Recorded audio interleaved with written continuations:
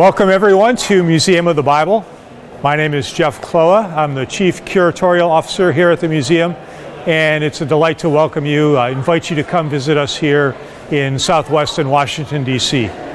Here at Museum of the Bible, we focus on three main areas: the history of the Bible, the stories of the Bible, and the impact of the Bible. And so our focus is on the Bible as a cultural phenomenon, as an artifact of history, and to invite the public and people from all backgrounds to learn more about, again, the history, stories, and impact of the Bible, and especially the impact it's had here in America and around the world. Our three permanent exhibits focus on those three themes, and I'll show you bits of the history floor and the impact floor. We do things in a very, as you can tell, very interactive, high-tech way, because we wanted to make this accessible to people from all backgrounds and all age groups.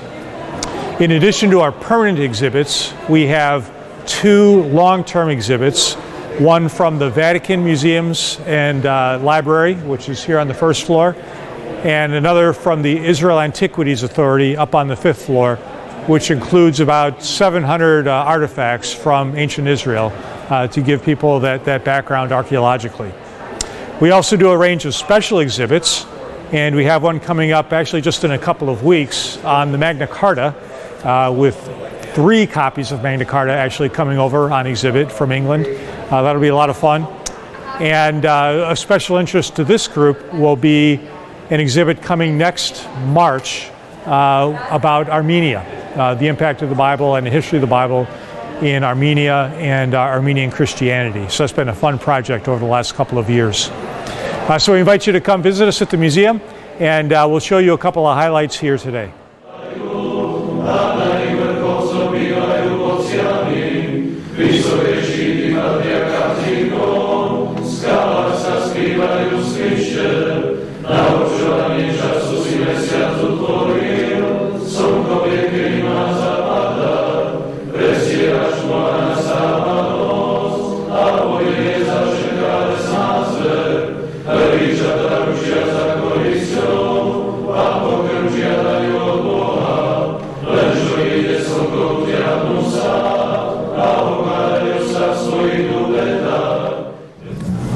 Here in our Bible in the World exhibit, we show how the Bible has impacted culture in America and around the world.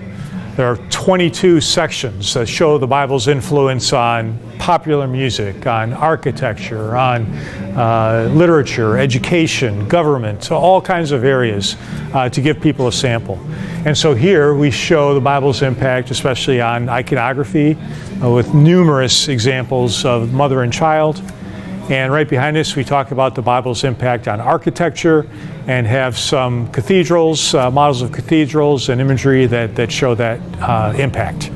So all kinds of interesting things to give people a taste of the Bible's impact on culture.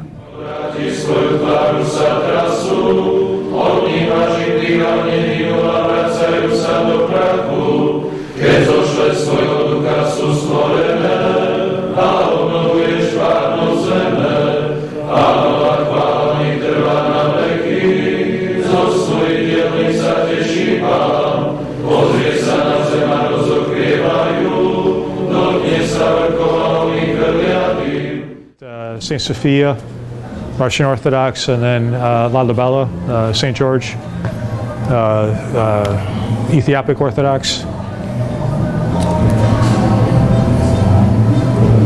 And so this section is it's kind of a sampling of 22 areas where the Bible's had an impact culturally.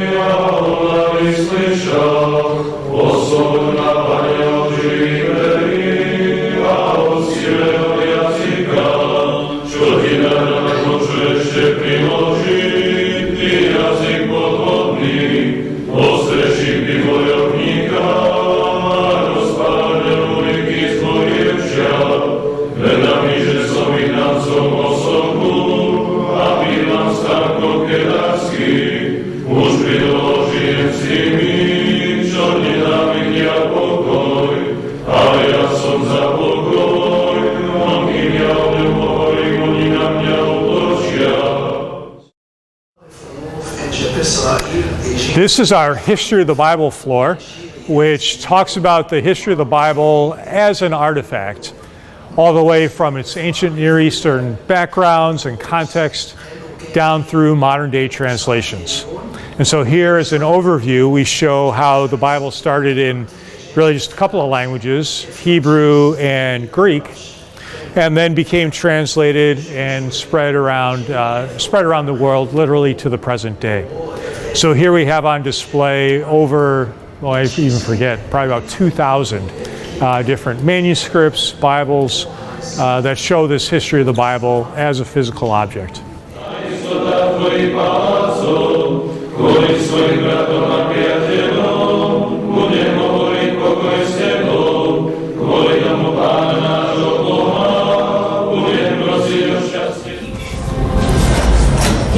And then there's some replicas and facsimiles, so people kind of get a sense of, like the Hammurabi stele. Obviously, we're not going to get that from the Louvre, but you know, here's what it looks like.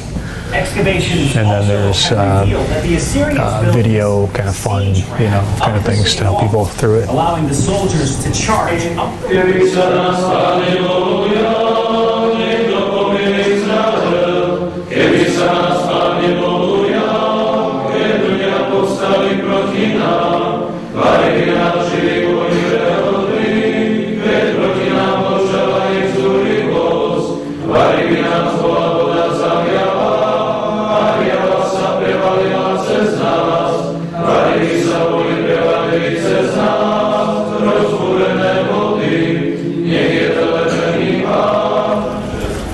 You've got the kingdom period.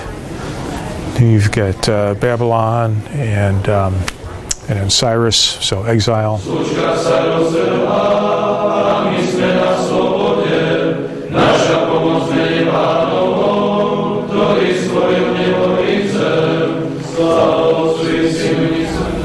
then you've got Tanakh, the formation of the Hebrew Bible.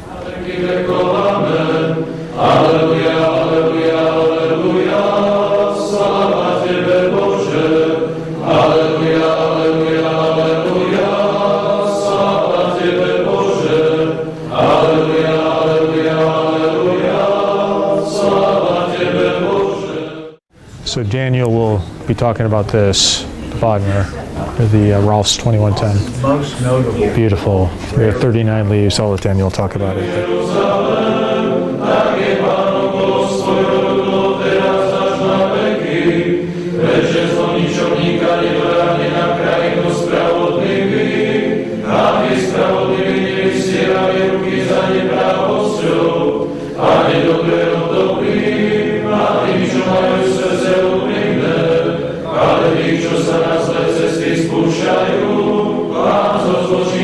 That's Greek.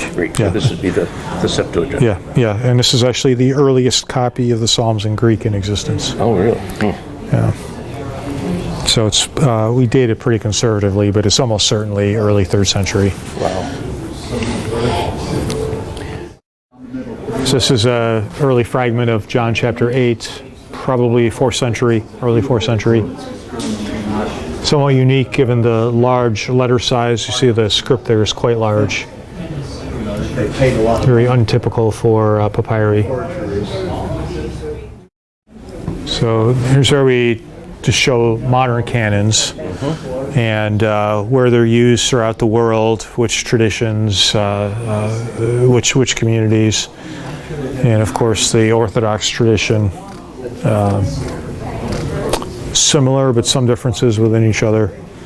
And of course the contents and, you know, where around the world.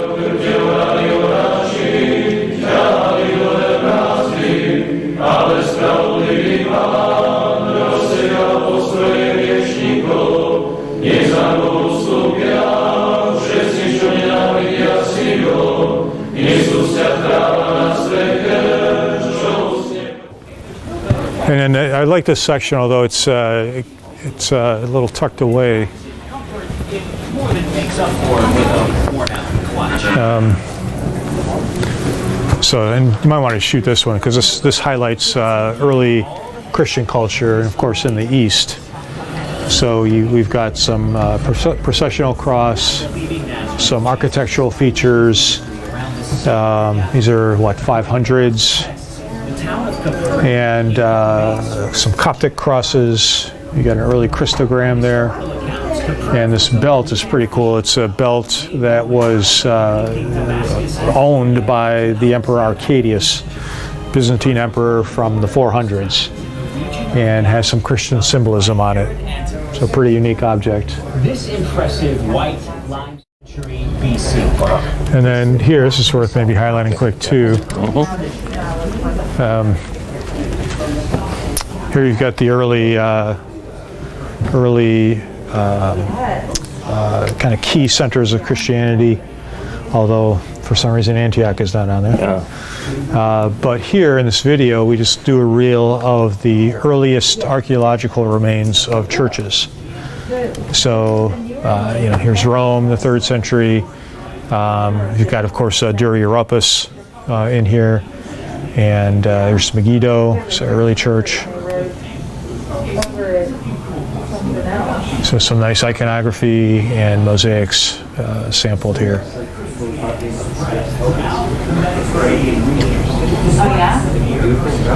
Of course, places where there's no longer Christians in many cases.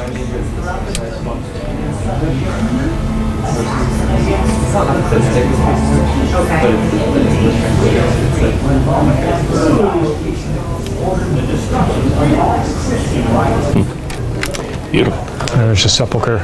Oh, yeah. There's a few, this is worth probably highlighting some of the early translations. So Syriac, and we've got a couple early Peshitta manuscripts here. Actually, some of the earliest around.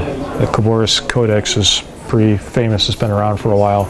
I mean, it's been a known copy for a while. Of course, Codex Klamachi Rescriptus, which has both biblical texts in Greek, in Aramaic, Western Aramaic.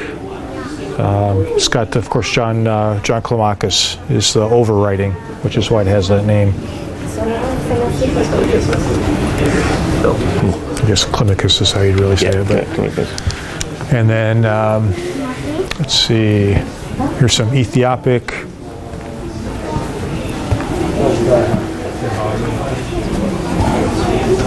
And some, fairly early Ethiopic. This is probably 1500s.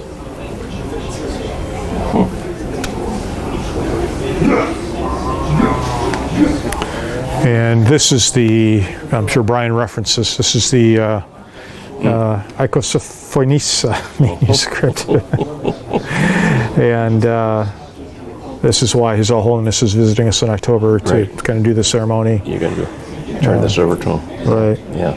Not quite sure when it's going to go back to Greece, but, and they're bringing, or they're sending over in August 3 manuscripts from the Sforda Monastery, which we'll put on display here. A Psalter, Gospel, and a Prax Apostolos. So this is a nice Armenian text, 1100s.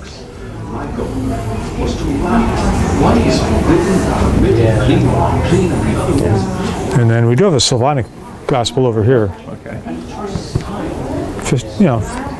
1500s, but still a nice, nice illuminated manuscript. I have entitled this work Mishneh Torah, repetition of the law, a person who first reads. And I think that's the only. Oh, we have a couple of Greek gospel books over here.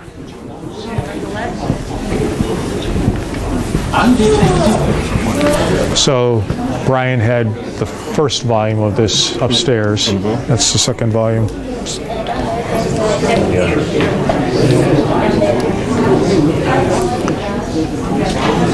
And then there's a little gospel book here. Parts of it at least the 11th century. Yeah.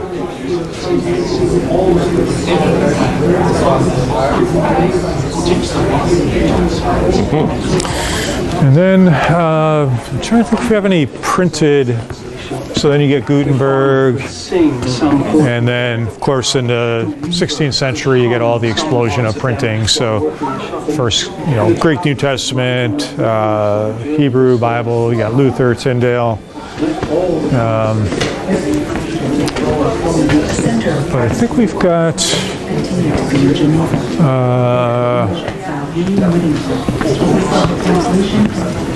trying to think if we've got some. This is all kind of English Bibles, and then King James.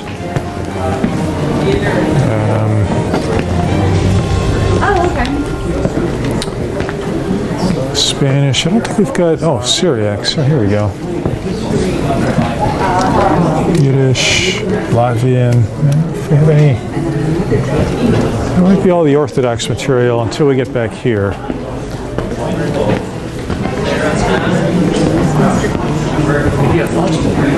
Yeah, I mean it's overwhelming, really. It would take you about 4 hours to do this floor in its entirety. You get to Bible societies and academic editions. But we do have.